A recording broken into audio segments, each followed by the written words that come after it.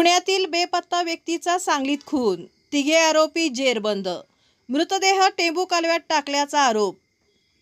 सांगलीत एका बेपत्ता व्यक्तीच्या खुनाचा धक्कादायक प्रकार समोर आला आहे। पुण्यातून व्यक्तीला जबरदस्तीने सांगलीत आणून मारहाण, त्यानंतर मृतदेह टेंभू कालव्यात टाकल्याचा आरोप आहे।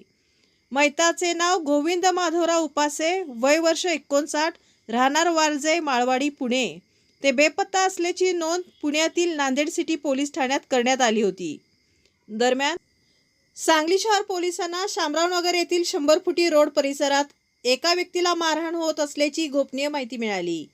या माहितीच्या आधारे पोलिसांनी तपासाची चक्रे फिरवत संशयित आरोपींना ताब्यात घेतले।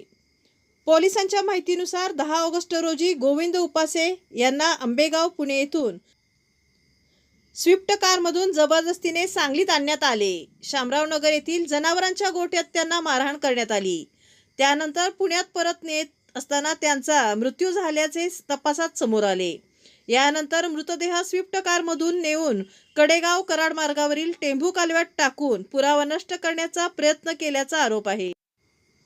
या प्रकरणात वैभव उर्फ तातोबा केंगार, रोहन जयसिंग सावंत आणि राहुल राजेंद्र बाबर या तिघांना पोलिसांनी ताब्यात घेतले आहे।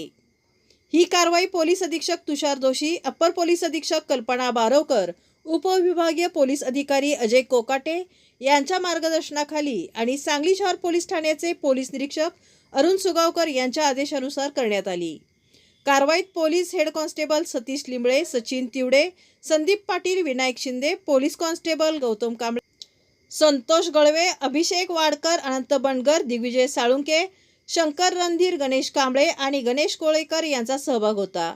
या प्रकरणी कडेगाव पोलीस ठाण्यात भारतीय न्याय संहितेच्या संबंधित कलमानुसार गुन्हा दाखल करण्यात आला असून पुढील तपासासाठी आरोपींना पुणे येथील आंबेगाव पोलीस ठाण्याच्या ताब्यात देण्यात आले आहे।